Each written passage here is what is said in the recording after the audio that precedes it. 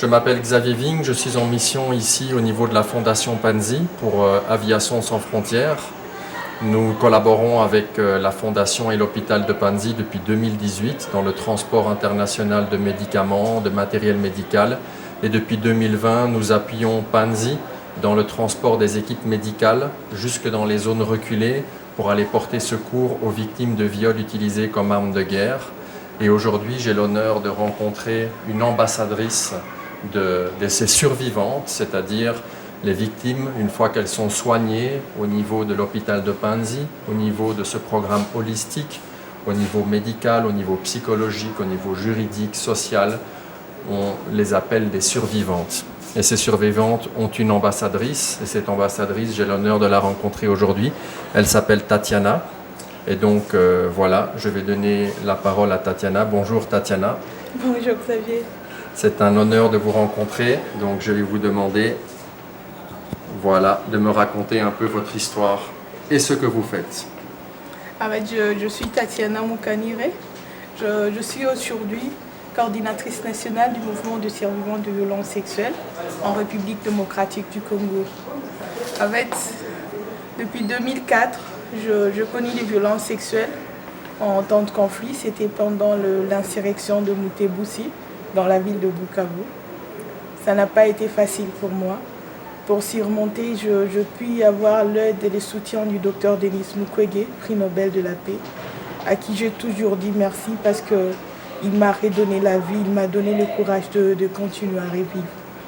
Aujourd'hui, avec d'autres survivantes, depuis 2017, nous avons créé le mouvement national de survivants de violences sexuelles, qui est un mouvement qui essaie de mettre toutes les survivantes des violences sexuelles en temps de conflit ensemble pour les aider à briser leur silence et à être actrices principales dans le développement de leur communauté. Et ça, nous le faisons aujourd'hui dans 5 provinces, le Nord Kivu, le Sud Kivu, le Kasaï central, Tanganyika, Ituri, et bientôt nous allons partir à Kisangani, où nous avons eu la guerre de 6 jours. Pendant plusieurs années, les victimes sont là, ils attendent réparation et ils attendent d'être reconnus. En République démocratique du Congo, jusque-là, nous n'avons pas vraiment été reconnus et les survivantes, les victimes continuent à être rajoutées à d'autres depuis de décennies. Et nous espérons qu'un jour, nous allons obtenir réparation.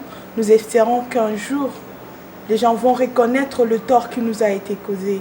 Nous essayons de continuer à faire de plaidoyer pour qu'à la fin, nous soyons reconnus en tant que victimes et qu'à la fin, c'est qui continuent à vivre parce que depuis plusieurs années, certaines n'ont pas pu survivre parce qu'elles ont été détruites physiquement et moralement, psychologiquement. Et nous essayons de voir comment ceux qui survivent, ceux qui arrivent à vivre malgré leur douleur, peuvent obtenir des réparations et avoir un statut.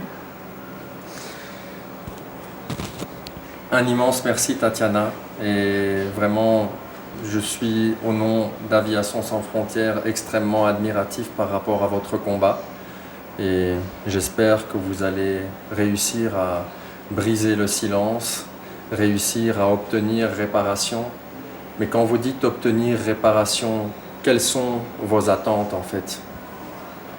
En fait, les réparations pour nous, ce n'est pas juste question d'argent.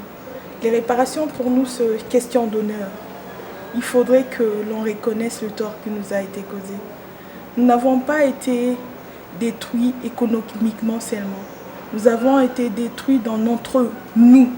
L'intérieur de nous, on nous a détruits. Chaque jour, je dis qu'être violée, c'est être morte dans sa propre chair. C'est comme si on déchirait tout ce que tu avais de plus précieux. On est arrivé à perdre notre sourire. On est arrivé à perdre notre sang-froid. Et en fait, on a perdu beaucoup de choses. Et pour moi, rien, même l'or du monde, ne pourra jamais réparer ça. Mais c'est important que les gens reconnaissent ce que nous avons vécu et que l'on puisse essayer au minimum de nous aider à reprendre notre sourire et à reprendre notre vie à zéro. C'est ça. Et donc essayer aussi d'éviter que ça se reproduise et qu'il y ait d'autres victimes. En fait, il faudrait que nous arrivions à nous battre pour que nous puissions avoir une garantie de non-répétition. Merci beaucoup Tatiana, et au nom d'Aviation sans frontières, encore toute notre admiration pour votre combat. Merci pour ce que vous faites. Merci beaucoup Xavier, merci à Aviation sans frontières pour tout le travail qu'il fait sur terrain, qui nous aide dans le milieu le plus reculé de ces pays pour que nos sœurs, nos semblables survivantes victimes de ces atrocités puissent obtenir de soins appropriés. Merci beaucoup. Merci à vous et bon courage. Merci.